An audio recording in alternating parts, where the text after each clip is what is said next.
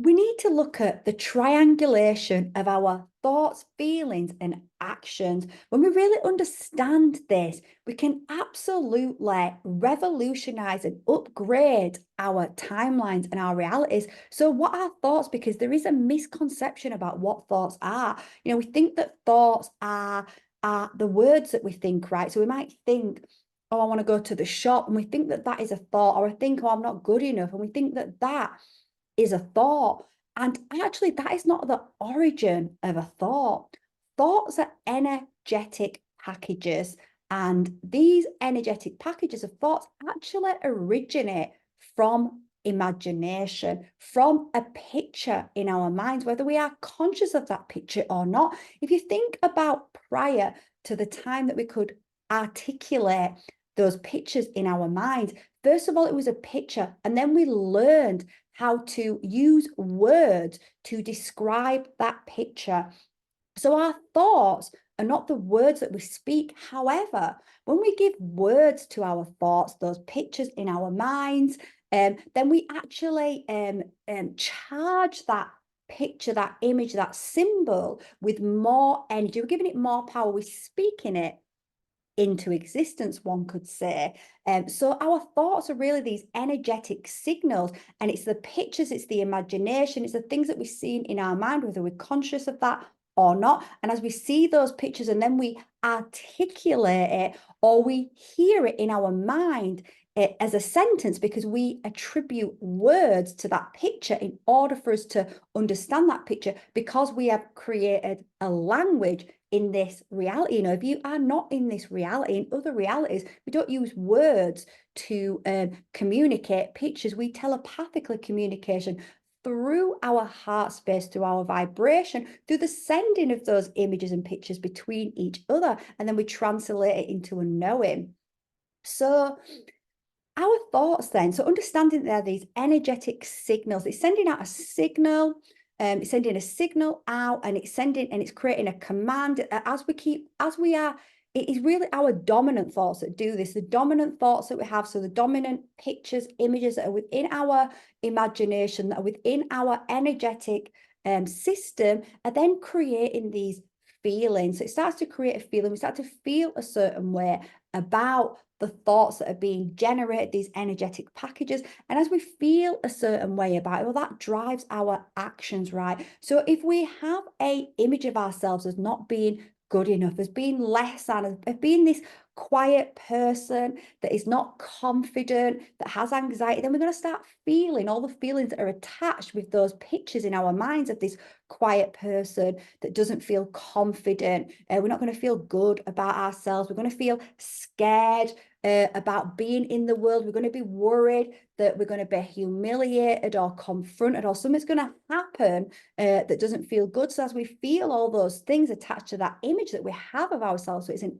image that we have of ourselves. It's not the words, it's an image. We just put words to the image. It's an image we have of ourselves. As we feel that way, then it's gonna dictate our behavior and our actions, right? We're going to hold ourselves back, right? We're not going to be out there living the life that we desire internally, because we're going to be afraid due to that picture that we have created of ourselves. Now, it's important to understand that when it comes to these thoughts, these images, these pictures that we have of ourselves, we have to understand, we have to start asking the question, well, what is organic and what is artificial? Because within this reality, we have been programmed through a false reality, through false programs that have been there to keep us in fear, right? To keep us feeling bad about ourselves, to feel like we are less than, when it couldn't be further from the truth of who we really are. So when we're having thoughts about ourselves and feelings that are attached to those thoughts and those actions, that triangulation, I should say, I couldn't get that out then. You know what I mean? I'm not going to try and say it again. So when we have those thoughts and those feelings and those actions are then limited, well, any actions that, any thoughts that create these negative feelings about us, about not being good enough, about not having the skills, not being able to do what we want, about being less than another, because we think that we're different to other people, then those are artificial thoughts. They are not organic thoughts. They do not come from the soul. Organic thoughts come from the soul. And the soul, everybody's soul, is wise. It's a wise ancient being that's lived many lives, most likely on many different planets, and it's got so many skills, so many gifts, so many talents, and it knows that it is part of creation, and it knows that it is magnificent. It's beyond magnificent. It is a co-creator being that co-creates with source as we start to move into soul alignment. So we can start to understand that when we're having those anxiety thoughts, those depressive thoughts, all those thoughts that keep us stuck down, are limited through then creating all these negative feelings. And these negative feelings are like magnets. They magnetize to us more of that experience. So we end up in this this triangle that we can't, or this loop, I should say. We end up in a loop rather than being in the triangle. We're in this loop that just goes round and round and round and round, and we get stuck. So as we start to observe, what do we need to do to upgrade those thoughts? Right? We need to observe what's organic and what is artificial. We need to understand that there's lots of mind viruses out there, and those thoughts that we start to have about ourselves not being good enough, or about us not being able to do something, all these fear thoughts that we have, they are artificial. They are not us. And we should know as well, these thoughts are bouncing around the collective, right? These are collective viruses that are everywhere, that are further ingrained through TV, mind control, through many different outlets that are there, through the schooling system, lots of different places. And they're not doing this purposely, the schooling system, by the way, the teachers themselves, but the actual systems themselves, the medical systems, all of these systems are there to keep us in these consciousness spells, to stop us from connecting to our true soul self. Well, we can understand that all these negative feelings that we have, all these negative thoughts that we have, well, they're collective. I was thinking the other day about some thoughts that I had as a child, and they were quite disturbing, actually, and I'm not going to say them. They were quite disturbing thoughts that came into my mind when I was about 13, 14. I was aware of these thoughts, and I felt real shame about these thoughts. I felt so much guilt about these thoughts. And I was reflecting on it the other day. And I was thinking, obviously I've come to awaken and learn a lot of things about the subconscious world, and how things are inserted into our subconscious minds to make us believe we are certain types of people that we are not. And I realized they were inorganic thoughts. They were artificial thoughts. They were thoughts that had come to me through programming, through TV, through media, through movies, through songs, through many different systems. These thoughts had come to me, and they weren't my thoughts.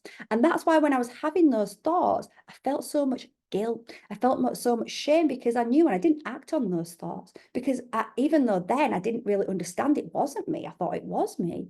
But I didn't act on them. So I guess actually, if I go back to then, I also actually did have an awareness that it wasn't me, because I did not take action on those thoughts. I knew they were there. I felt bad about them, but I didn't take action on them. So we can understand that we can have these really quite horrible thoughts that can come into our mind, and it can make us feel really guilty and shameful about ourselves. But when we start to understand that often those thoughts, in fact, I would say all of the time, those thoughts are artificial. They are not who you are. So how do we upgrade them? Well, it's by coming into awareness, by knowing that's not who I am. So even if I have that thought, I am not the thoughts that I think, right? I am the soul that experiences reality. So I'm not the thoughts that I think, and many of those thoughts are artificial. So just by being in that awareness alone, we instantly start to disempower those artificial thoughts. We can actually just look at them. So it's by being in awareness and knowing thyself. So I look back on that now, and I don't judge myself. I have compassion for that poor child that had those thoughts inserted into her through the collective, through all these perversion programs, all the perversion programs that are out there, all the degradation programs there to degrade us. And I can see that that wasn't me. And now, if any of those, I mean, to me, I don't have those thoughts anymore, but if any sort of negative thoughts come along, because there is, thoughts within the collective, we're all swimming in a sea of collective energy. But the more that we take responsibility for our energetic system, the more we expand and heal our light body, which is what I do with my clients, the more we do that, then we become immune to those artificial thoughts and programs. They actually, I heard someone say this, and I absolutely loved it. It was like, conflict comes to die in my energy field. It's like you just absolutely bounce that back. It just cannot penetrate your field when you are connected to your soul and you are doing your healing work and you are dissolving those programs. So awareness and knowing thyself. As we know thyself, then if those thoughts come by, we can know they are not us. We can simply smile at them, and we can say if we want in our mind, well, that's not me. And we can just not voice it out loud and give it power. We can just say into ourselves, that's not me, and then feel a sense of strength that you know that thought is not you. So even if it came into your awareness, it's not you. And as we start to do that, well, those thoughts will start to dissolve and they won't be able to come into your awareness, because how do artificial inorganic thoughts work? Well, they attach to vulnerable people. But as youngsters, we are all vulnerable. So as children, we just soak in all of these programs, all of these images of ourselves that create all of these, which we then attach words to about who we are, all these disempowering, I am full of anxiety, I am not enough, I am shy, I am different, I am all these things from all these pictures that have been created. We are vulnerable as children, but as adults, we can take back our power. We can start to own our energetic system by doing that inner work. So literally awareness, knowing thyself, and just laugh at those thoughts, laugh at the feeble attempt of that dark force, because that's how it starts to become. You start to see, it's almost like those thoughts come on neon lights, and those subconscious programs, you start to see them everywhere, like they are lighting up like neon lights, and you know they are false light programs, and you don't need to entangle yourself in them. You can just laugh at them and let them move by. So hopefully that was helpful, because, you know, we've all heard that saying, thoughts are things.